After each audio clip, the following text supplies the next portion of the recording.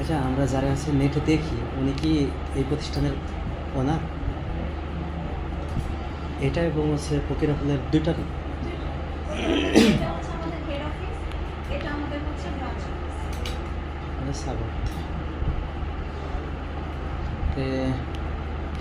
আপনারা যে প্রসেসিং কয়টা দেশে করেন?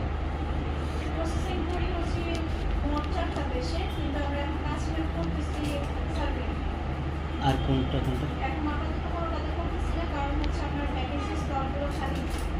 মানে ভ্যাকেন্সি নেই? কোনটা কোনটা তারপরে?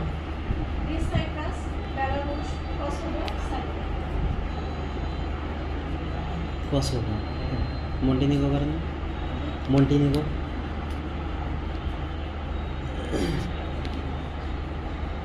এখানে সে খরচা কেমন কি আপনাদের আগে পলিসি?